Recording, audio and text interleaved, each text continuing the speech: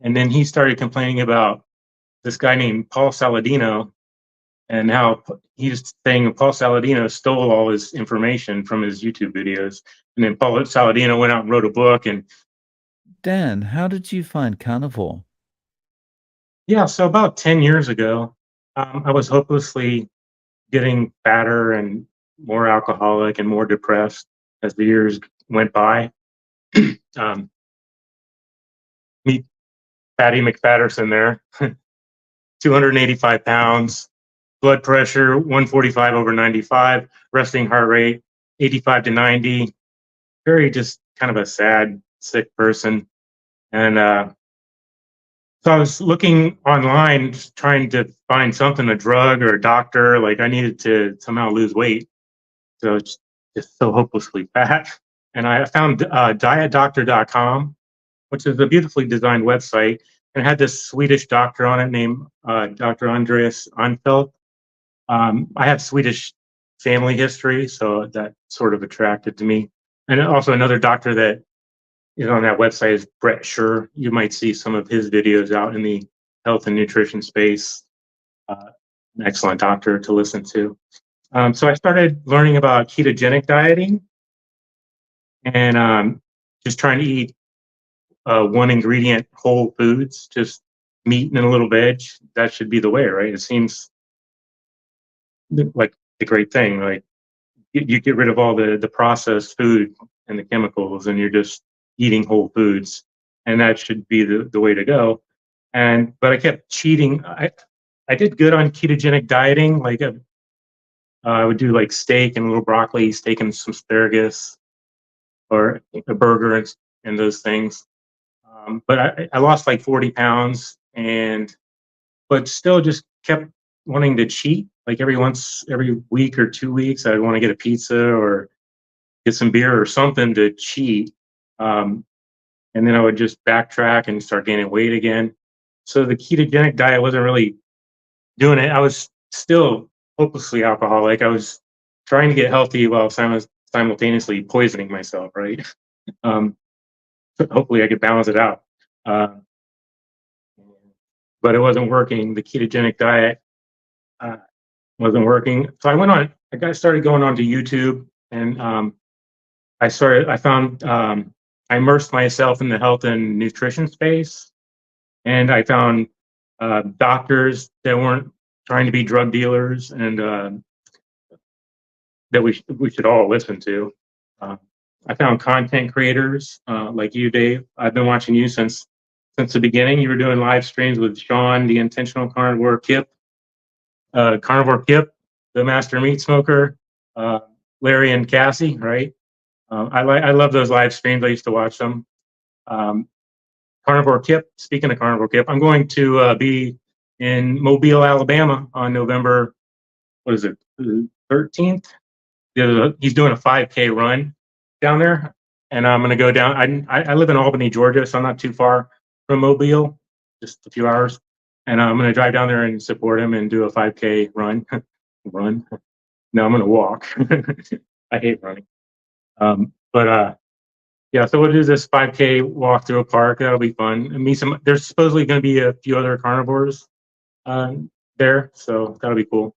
So yeah, I found all the content creators, and I started watching all the doctors. Baker, Berry, Chafee, Hiltz, Hampton, Amira, Averia, Wiedemann, Weston, like all of them. So I started watching all the doctors and the podcasts and the live streams and the YouTube videos, and just learning and learning and learning and getting as much information as I could and try to figure out life, get healthier, I guess. Um, I read some books. Gary Taubes, I wrote two of his books. Big Fat Surprise by Nina Teicholz. Excellent book to read. Everybody should read that. No Grain, No Pain, I read. So I just came to a basic understanding that anything in a package contains uh, one or all three things: vegetable oil, sugar, and wheat. And that you should be avoiding all of those like the plague. Like, definitely, because it is the plague of mankind. It's killing everybody. Nobody seems to know it or care, or But while I was trying to be smart and get healthy, I was also terribly anxious and depressed, um, drinking like a fish, getting worse. I was just drinking more and more. I was drinking straight liquor. I left beer because beer wasn't doing it anymore. I started doing straight liquor, and just I was getting sick. I was having terrible gut issues that kept reoccurring. My gut would swell up, and the food wouldn't digest, and I would go into pain for like 12, 18 hours, and I'd have to go to the emergency room, uh, get them to try to tell me what's going on, and like why am I feel like I'm dying.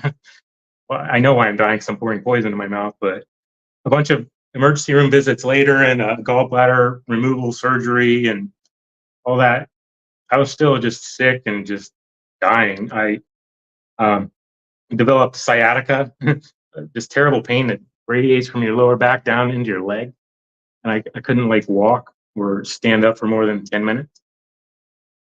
And that sucked. I was like, is this going to be my life? Like just pain in my back. And then as I was studying all the YouTube stuff, I tried veganism. I tried celery juicing. And then I eventually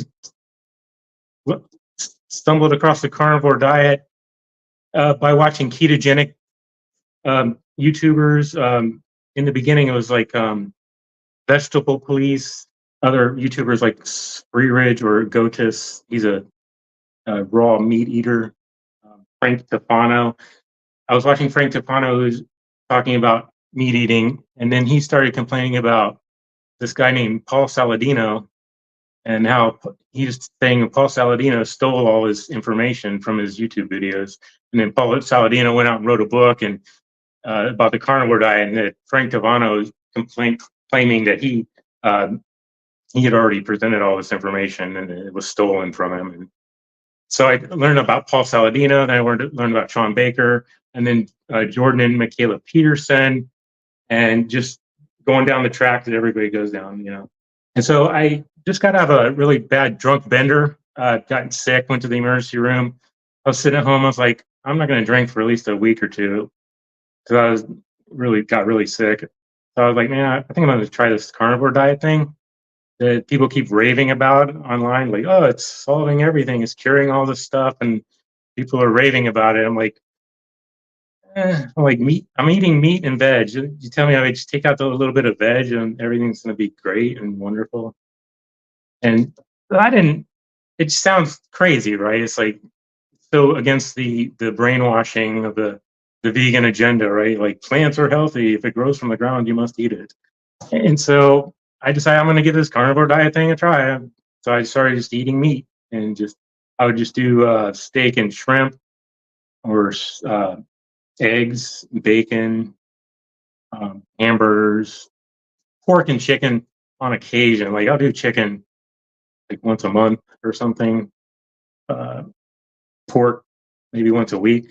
Like I don't know. I just tend to like stick more towards the beef, and it's always cooked. I don't do the raw. I've eaten raw beef and raw fish and raw shrimp, and the textures and stuff. The taste is kind of bland and boring, and I don't know the chewiness. Like I don't know. I just like cooked food, so I eat cooked food. Maybe raw is the healthiest way, but I went cold turkey.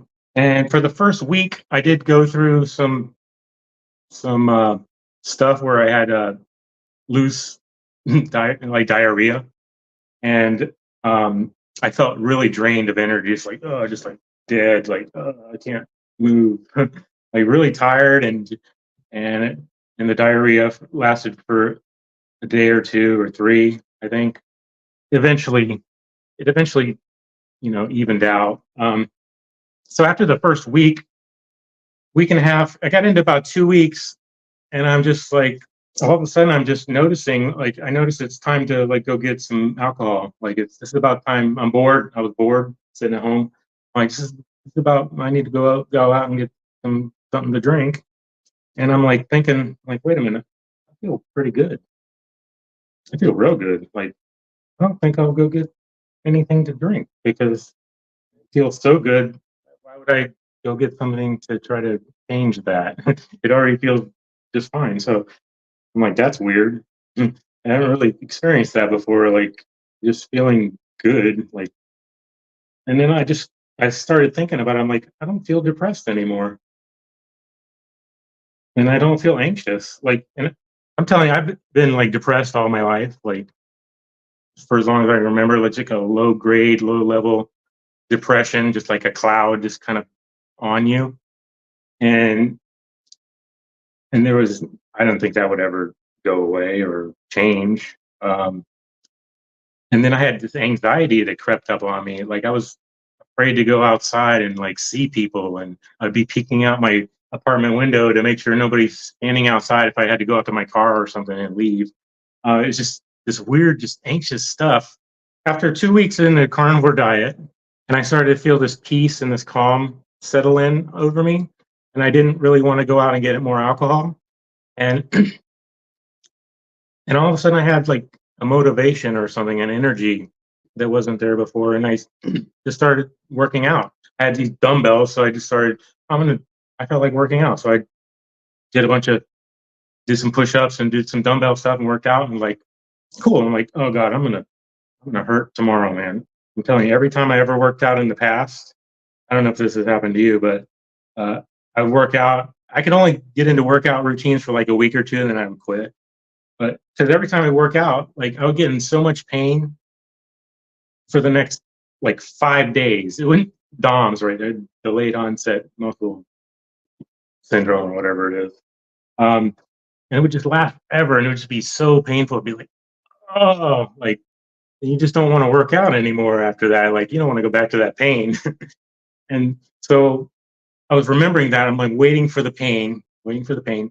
So the next day comes, and there's no pain. I'm like, I did work out yesterday, right? I did. Yeah, I worked out. There's no pain. That's very weird. Um, so I worked out again. I was like, oh, okay, I did a bunch of working out, like a bunch of pumping, and then I waited. I waited a day or two, and like it felt like I almost didn't work out at all. Like I could feel almost a little something, like, but it just felt like nothing happened. Like I'm like, just wow. And that was the beginning of the benefits I started experiencing. Uh, all kinds of just weird little benefits that you don't even think could be improved upon until they are, and you're like, oh wow, that could have been fixed. Like gum bleeding, like my gums stopped bleeding. They bled all of my life. Like every time you brush your teeth or floss your teeth, it just bleed like a stuck pig. And just gone, gum bleeding gone. Uh, lifelong crippling anxiety and depression gone. My teeth don't build up plaque anymore. Like I don't have to like brush them or they're gonna rot out of my mouth. As you mentioned before, the surprising thing is all you needed to do was cut out the veggies. Yeah, because everybody's just so convinced that they're so healthy and nutritious, and but they're just made from chemicals and born in a lab, and they don't exist in nature, and they didn't exist 100 years ago. And but this is the healthiest thing, we should be all consuming it. But everybody's dying at 70 when we should be living to 120. Maybe we're not doing it right. Maybe we should be doing something different. I like going down the path, the dark and winding, scary path that nobody's going down. Everybody's going up the hill, up to the salvation. Let's follow the God King and go up the hill. No, I'm going to go down the dark and scary path. And but if it's the path of least resistance and you flow along it, it'll be the quickest, safest path, even though it looks dark and scary. So that's why I think Yeah. like the carnivore diet is like that, where it's like, oh no, that's so. Oh, you're going to die of a heart attack immediately if you just start eating copious amounts of saturated animal fat. What are you, nuts? No, actually, Right. I figured it out. So, how do you eat now? Like, is it 1 meal a day, 2 meals a day? One meal. I generally do one meal a day. Sometimes I'll branch to two, but generally I'm just not hungry. Like that's another one of those benefits is the food freedom, being out of the matrix. Like I feel I don't have to think about food or worry about food or go and buy a bunch of food and prep food and cut food and store food and throw food away that's rotted. And so I don't have to go down all the grocery store aisles and try to figure out what am I going to buy this week? What am I going to eat for this meal on this day? And like figure out all that stuff and all that poisonous center aisles of the grocery store that you should stay out of. Go to the outer edges of the grocery store, right? Yeah, so I'm doing one meal a day. It's basically just steak and shrimp. Like a lot of the time, I do like these chuck eyes at Walmart. They're cheaper than ribeyes and they're smaller, but they taste as good as a ribeye. Um, so I do these chuck eyes, and then I'll do like 6 jumbo shrimp or 7 jumbo shrimp, or some scallops. I'll just do like a ribeye and some scallops, or a hamburger and scallops or shrimp. And I'll usually throw in like 3 eggs somewhere in the day. I'll do like 3 eggs, like with the dinner, with the one meal, or sometimes I'll do 3 eggs in the morning or in the midday, and then just do like my one meal is around like 3 or 4 o'clock in the afternoon. So I get it done way before I go to sleep at night. And so that's been working real well for me. And how good is it that you can eat so luxuriously and your health gets better and you save more time and you're more productive? It's just there's no downside. It is incredible. Oh, I wanted to tell you the story. I had a bumpy ride when I started carnivore. So when I started carnivore diet, July 1st, 2023, and I went through the 2 weeks of keto flu, or maybe like 1 to 2 weeks of keto flu. And then the carnivore diet sort of settles in and you start to feel the peace and the calm, and you just start to feel good, and you're not hungry anymore, and you don't need to snack, and things are flowing. After I started working out, I did it for 2 months. I went like every day to the gym, like every day straight almost, with only a couple of days off. Where it just wasn't even hard. It wasn't even like, oh God, I got to go to the gym. I'm so not wanting to. No, I'm going to go to the gym. I just got up and did it. Like I just had this motivation and energy that never existed before. Is so weird. So I'm going to the gym, going to the gym, going to the gym. And 2 months into the gym workouts, I'm at the gym. I'm like, I spotted the leg press machine. But I don't do squats. I don't like getting the barbells on your shoulder and doing that. But the leg press machine. So I was like, I need to do the leg presses. I haven't been doing those. So I started doing a really heavy leg press for the first time after 2 months working out in the gym. And yeah, I did something to my foot. I apparently tore what I self-diagnosed as I tore my Achilles tendon at the insertion point where it goes into your heel. And because right after I got home from the gym, I started feeling pain in the back of my heel. And then within 24 hours, I couldn't walk. I couldn't put any pressure at all on my foot. So I was completely one legged 24 hours later. And so I went online, tried to figure out what's happening. I'm looking at my foot and I'm seeing redness in the heel, and I must have tore the tendon, and I'm gonna have to just heal it. I decided not to go to the hospital or the doctor because there was nothing like I could move my foot, like it wasn't a completely severed tendon where you should go and definitely get that fixed. But I figured I would just give it time and be on the carnivore diet and I'll heal and everything's great, right? And let me tell you, tendon injuries, you don't want to mess around with those. They don't want to heal, apparently. Um, so I went through 2 months not being able to walk. I'm crutching around my apartment. I'm thinking about buying a wheelchair. I'm like trying to figure out why my foot isn't healing. It's just like, why is it taking, it's not getting any better. It was tingling and purple and painful, and you couldn't touch it or move it. And I'm like, why isn't my foot healing? I've never experienced injury like this in my life. You know, I'm 52 and I haven't really broken too much.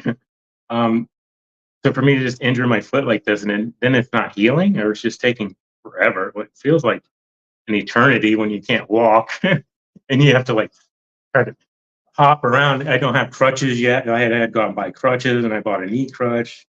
I didn't buy a wheelchair. I almost did. So I'm broke with a broken foot for 2 months. Hunting season's coming around, and I wanted to go see my dad. He lived in Albany, Georgia, and I lived in Largo, Florida. And I just really badly wanted to get out and go hunting and be with my dad. And I had this broken leg. I'm like, I can't go hunting now. I said, no, I'm carnivore now. I got motivation. I got mental focus. I got clarity. I'm going hunting. I don't care if I got one leg. I'm going to do it. And I did. I went hunting with my dad. And I killed 2 animals, which is really awesome. I haven't hunted in a long, long time. I quit. Like, I went when I was younger with my dad because he's a big hunter. And I killed a deer when I was 15 and never killed anything after that. Like, I went many times into the woods, never seeing anything. So I was like discouraged and quit. Not interested in going, just sitting there in the woods, freezing usually. Usually it's like 30 degrees and cold, and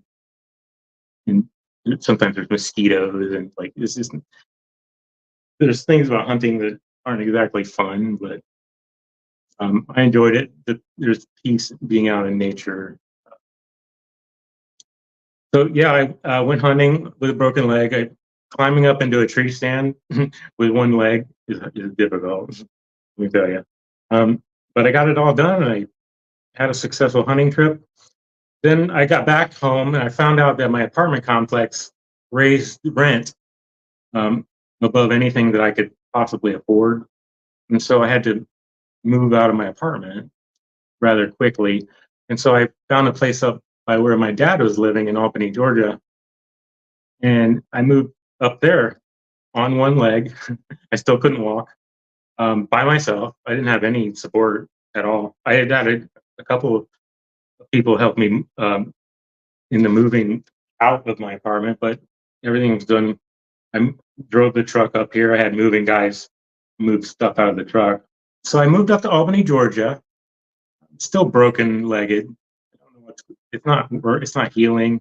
It started to heal while I was hunting, and it started to get better, my foot, and I started to walk on it a little bit.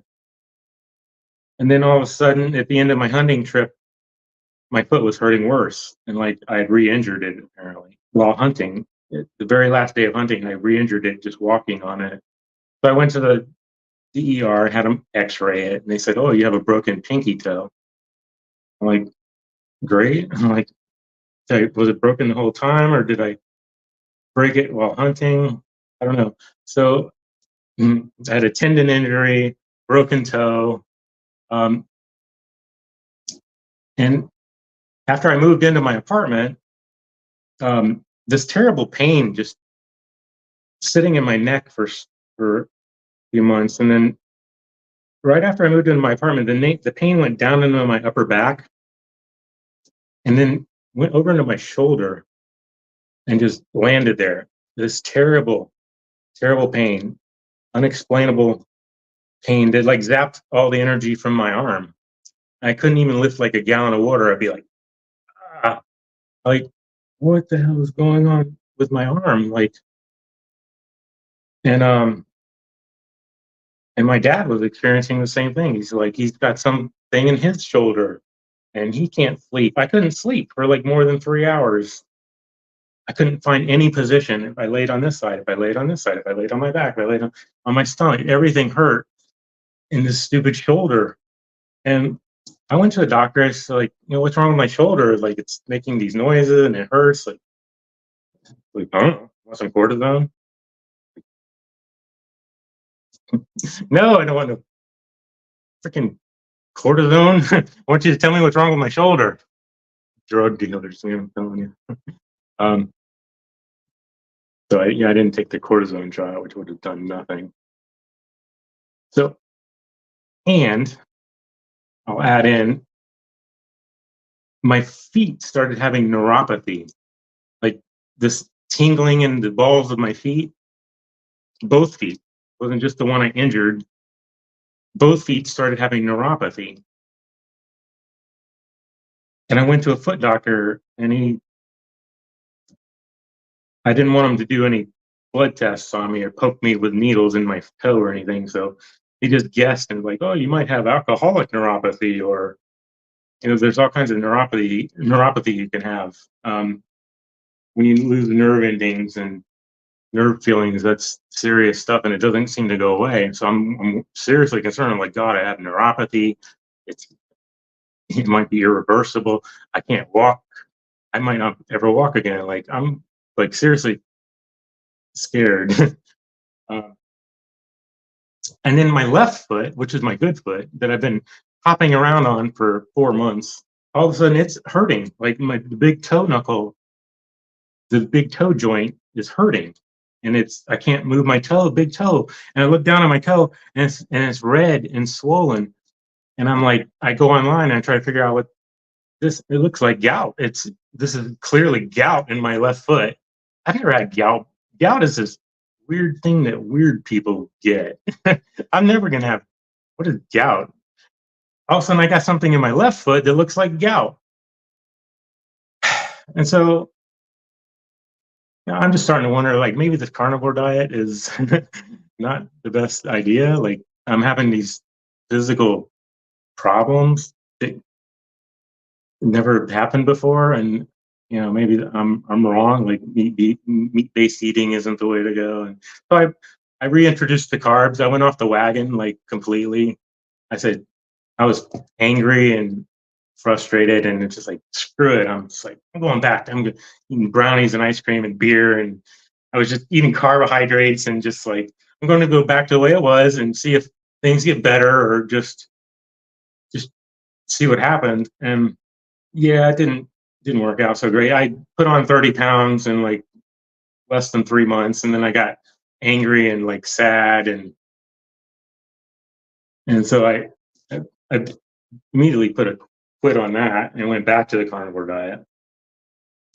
Locked that in because I've never felt better and never felt more clear minded and just in good spirits. Like I'm just happy all the time for like no reason. Like I don't even need a reason to be happy. It's just automatic. And at this point, how are your feet? On April 8th, which was Easter Sunday, I woke up and the neuropathy in my feet. Now I was able to start walking. I did get the use of my right foot back, and I was able to start walking, but I was walking like a 90-year-old, kind of shuffling, and it was painful. And I was like, this isn't getting better. And like I'd be this painful 90-year-old walking around all my life. And so, but on April 8th, I woke up Sunday, Easter morning, and the neuropathy had almost disappeared completely. And I was walking around my apartment. I'm like, what the hell is going on? I'm like, I'm dancing the jig, I'm like, I was like, I'm healed.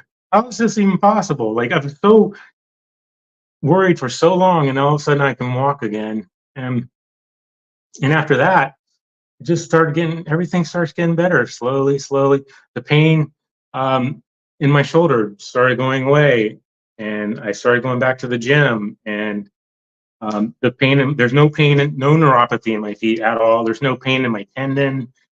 I run like on a treadmill. Like I don't like run a lot. When I go to the gym, I'll do 10 minutes on a treadmill, and I'll run for like two. Like I'll do like 1 minute runs, like just little, just to get the heartbeat up.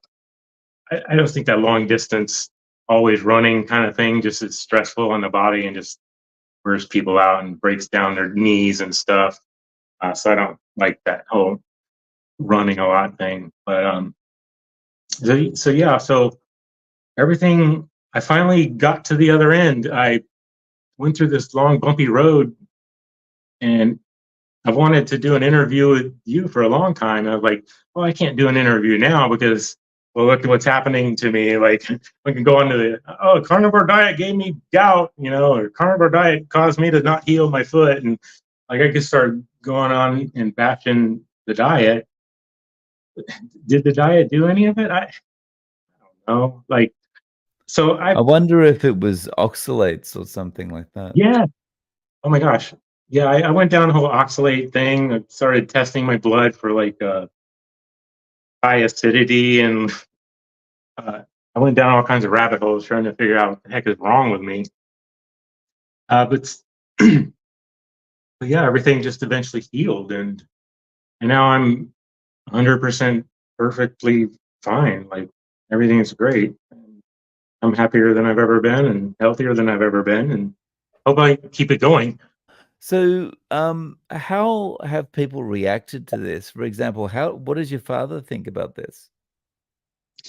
Oh, we just think I'm weird.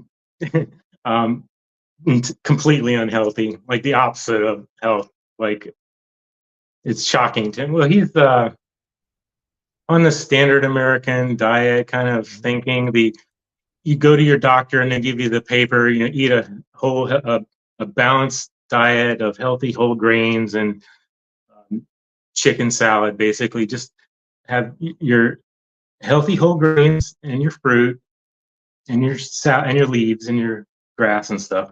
And then if you have to, you can have like 6 ounces of chicken, tasteless, skinless, boneless chicken breast once a week if you have to. But don't, oh God, that stuff's bad for you. It'll kill you. Don't eat that. Um, just eat the plants. Everything will be great. Um, and You don't think he would ever consider it? Oh yeah, well he would. Just but he's doing good. I don't want to convert people. I know I should be out there pushing the message more, and I am starting my YouTube channel, and I am going to be putting out some messages and trying to spread some words. But I don't know that I want to have to convert people. Like I just convert myself, and then by converting myself, I'll shift to a new reality where other people are converting themselves. It's like an automatic thing.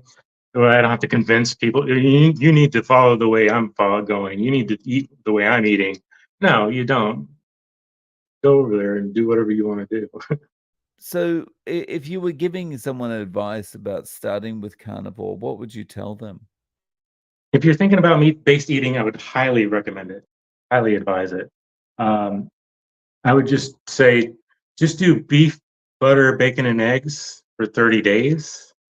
Um, that's a good starting point. Like if you're just interested in getting into it, you got to commit to at least 30. I say 90 personally, but 30 is just like the beginning. It'll take a couple of weeks to start setting in, and then after 30 days, you'll start to get it. You'll be like, that's what they were talking about, and it starts to click, and you're like, but it's like the Matrix. It's like unfortunately nobody can be told what the carnivore diet is. You have to kind of do it for yourself, and then you understand it. Yeah. So, Yeah, definitely. but I don't know if going cold turkey is a good idea. Some people say no because it depends on your level of addiction to the carbs, I guess, and how bad your body's going to react to you not giving it the carbs that it is addicted to. And so sometimes weaning yourself off the carbs to go into the carnivore, zero carb eating might be better, easier for people. But I'm not like that. I just do all or nothing cold. I just went cold turkey. But you'll have the diarrhea thing where your body's trying to shift gears and switch over and do different things, and it's a little confusing at first, and you won't feel good right away, but you will feel amazing eventually.